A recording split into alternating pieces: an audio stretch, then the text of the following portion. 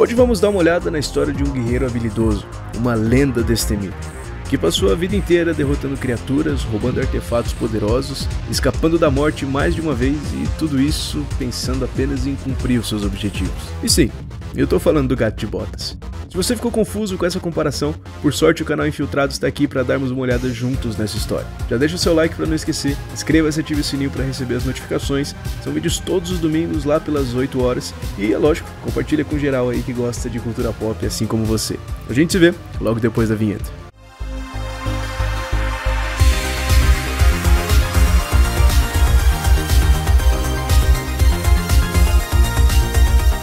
Fazia muito tempo que eu não assistia um filme tão bom no cinema. Pra quem viveu a época de ouro das animações clássicas, ter de volta essa qualidade e o carinho com os personagens foi algo muito bem-vindo.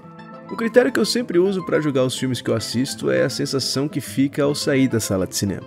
Pra mim, um bom filme é aquele que te faz perceber algo que você não perceberia sem ter assistido aquela produção. E o Gato de Botas definitivamente foi muito assertivo nesse ponto. A premissa do filme é que o nosso herói descobre que sua paixão pela aventura cobrou seu preço. Ele já gastou 8 das suas 9 vidas, e sim, diferente do Brasil, nos outros países os gatos têm 9 vidas. Mas o interessante mesmo é que o bichano ouve falar de uma estrela dos desejos que realiza o pedido de quem encontrar. Malandro que só ele, o gatito parte por uma jornada épica para encontrar a bendita da estrela e restaurar as suas 9 vidas. E vamos combinar, os caras que pensaram nisso são geniais. Antes de entrar no assunto do vídeo, eu tenho mesmo que deixar público o quão mágica foi a experiência. Seja em questão de animação, roteiro, piadas, a inocência e a seriedade ao mesmo tempo da trama. Não é por nada não, mas a Disney tá perdendo de lavada pra DreamWorks. E é incrível que alguns dos mesmos elementos que me fizeram gostar tanto da saga God of War estão presentes nesse filme também. Ah, e vale lembrar, hein, que vão ter spoilers tanto de God of War quanto do Gato de Botas. Então faz favor, se você não assistiu e não jogou, assista e jogue antes de ver o vídeo, hein. Avisos feitos, bora pra análise. Basicamente o filme começa mostrando como o nosso protagonista felino é brabo e como ele é amado pelo povo. Já falei que sou imorrível, falei que sou imbrochável, e também sou incomível. Enquanto ele se vangloria da sua vida épica, a vila onde ele tá é atacada por um gigante. E depois de ter cancelado o CPF da criatura, ele acaba tendo o próprio CPF cancelado, porque não olhou pra trás. Agora diz aí se isso não te lembra uma certa pessoa. Depois o gato acorda no consultório do médico da vila, que questiona quantas das suas 9 vidas ele já tinha perdido. E o problema, meu parceiro, é que ele já tinha gastado 8, ou seja, aquela era a última.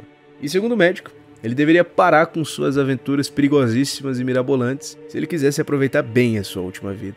Meio desolado, o nosso protagonista faz o que todos os homens sensatos fazem em momentos de crise quando precisam pensar. Vão pro boteco. E assim como na vida real, é lá que as coisas começam a ficar interessantes. Ele recebe a visita de um personagem muito interessante que eu vou chutar que também é um dos melhores vilões que eu já vi nas animações durante muito tempo. Esse lobo é ninguém mais, ninguém menos do que a própria morte. E ela vai ser uma figura central da nossa análise. E também é ela quem vai unir o nosso querido cabeça de Rolon e o Gato de Botas. Deixando o cinema e indo pro PlayStation, literalmente a primeira vez em que vemos o Kratos, ele tá prestes a se jogar de um penhasco desejando a própria morte. Já o Gato de Botas, depois de cair na mão com ela, ele sai correndo em desespero. Aí você deve se perguntar, como duas situações tão diferentes, onde um foge e o outro a deseja, podem ser comparadas? E eu te respondo, mesmo que a situação seja diferente, um único sentimento une os dois personagens: o egoísmo. Nosso querido Cleitão queria acabar com tudo, porque suas próprias vontades não tinham sido atendidas pelos deuses. Já o gato queria evitar a própria morte porque ele dava um valor muito grande a si mesmo. E a lenda que ele tinha se tornado era motivo suficiente para sua vida não acabar. Ou seja, ele não podia morrer pelo simples fato de ser quem era.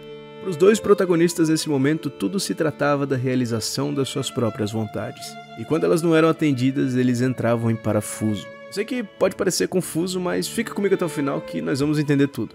Para explicar melhor essa situação, eu vou dar um exemplo real. Durante a Segunda Guerra Mundial, um psicólogo chamado Viktor Frankl foi parar num campo de concentração na Alemanha bigodista. E durante sua estadia, ele notou que muitas vezes os prisioneiros com mais vigor e saúde acabavam morrendo de forma mais fácil do que os fisicamente menos capacitados. Basicamente, o Frankl usou toda a desgraça que aconteceu na sua vida como um estudo de campo, para tentar descobrir por que diabos isso estava acontecendo.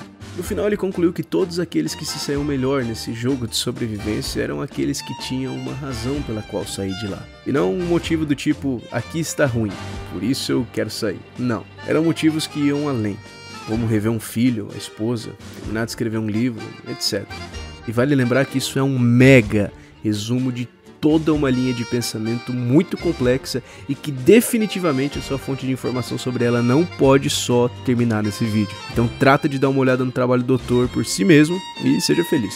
Basicamente o que rolava lá era a famosa frase do Nietzsche: o ser humano pode enfrentar qualquer como se tiver um porquê. E é aqui que as coisas fazem sentido, porque nós podemos ver isso se desenrolando nitidamente tanto no filme quanto nos jogos. Pode parecer irônico, mas tanto Kratos quanto o nosso gato de botas só se encontraram na verdade quando deixaram de pensar em si mesmos. No fim das contas, eles perceberam que a vida só vale a pena ser vivida quando vivemos para os outros e nos doamos para aqueles que precisam de nós. Ou seja, quando damos um sentido que vai além de nós mesmos. Sacrifícios que o gato de bota e o careca fizeram, as pessoas que eles conheceram em sua jornada, mudaram completamente a ótica que eles tinham sobre a vida e principalmente sobre a morte. Lembra que eu disse que ela seria uma figura central para unir os nossos protagonistas? Em determinado ponto do filme, ele nos mostra todas as vidas passadas do gato. Elas foram gastas todas com coisas efêmeras e passageiras. Bebedeira, perigos desnecessários, promiscuidade, vaidade e tudo mais. E apesar de ter uma vida dos sonhos para muitos, ele sempre viveu todas elas sozinho. Um eterno culto a si mesmo. E porra, o cara fugiu do próprio casamento porque ficou com medinho de manchar a sua reputação. Mas ao longo da sua jornada, ele encontra pessoas, sacrifica por elas e assim encontra um sentido para a vida. De modo que ele não precisava mais das outras 8. Porque só essa já valeria a pena, contanto que ela seja vivida em favor das pessoas que ele ama. E aqui fica a genialidade dos animadores da DreamWorks. Essa diferença de perspectiva fica tão nítida que em sua boss fight contra a morte no final do filme, é ela quem se vê no reflexo em posição de desvantagem, diferente do que foi mostrado para nós no começo do filme. O sacrifício feito durante a jornada deu forças para que o gato enfrentasse a morte de igual para igual. Mas agora, ele tem um motivo que vai muito além dele para continuar vivendo e não precisa mais fugir. O mesmo acontece com o nosso querido Cleitão, que assim como o gato, enfrenta a mesmíssima situação, só que em perspectivas um pouco diferentes. O careca desencadeou um fim do mundo 2 vezes, mas porque na primeira ele saiu assim como um crápula louco e sanguinário, e na segunda ele saiu como um redentor. Justamente porque na primeira vez ele fez tudo aquilo como um ato de egoísmo e de vingança, só para satisfazer a sua vontade pessoal. Já no segundo panteão destroçado, ele sai como um salvador, pois tudo o que ele fez foi pensando no bem das outras pessoas e, sobretudo, sendo justo. E tendo seu legado redimido, ele não precisa mais temer e nem buscar a morte. Agora é uma coisa natural, tanto que ele mesmo fala isso. A morte pode me levar quando chegar a hora. Ou seja, tem uma lição que tanto Kratos quanto o nosso gato de botas aprenderam. No final das contas, viver a vida por nós mesmos é um caminho certo para o fracasso e para a nossa própria derrota. Quando vivemos em favor das pessoas que amamos, servindo e não enchendo o saco de ninguém, talvez seja uma forma de melhorar. E que não somos nós que devemos esperar algo da vida, e sim é ela que espera algo de nós. O egoísmo, infelizmente, é o grande mal da nossa geração. E que assim como nós conversamos no vídeo passado, se você não assistiu, clica aí no cardzinho que está aparecendo na tela. O egoísmo só vai gerar todo tipo de problema imaginável. Assim como o Palpatine inflou o ego do Anakin a ponto dele perder tudo quando a realidade bateu na porta, Athena fez a mesma coisa com Kratos. E felizmente, nosso querido gato de botas percebeu a tempo, antes que ele seguisse o mesmo destino do vilão do filme. Que diga-se de passagem, as 2 obras que estamos analisando hoje têm exatamente o mesmo arquétipo de vilão. Homens que não se importam em utilizar tudo e todos à sua volta, só para perseguirem seus próprios anseios. E no final, acabam sozinhos, traindo seus amigos, abandonados por quem eles deveriam amar e sem concluir seu objetivo no final das contas. Para sintetizar todo o nosso vídeo de hoje, podemos dizer que devemos sempre ter em mente que as nossas ações ecoam na eternidade.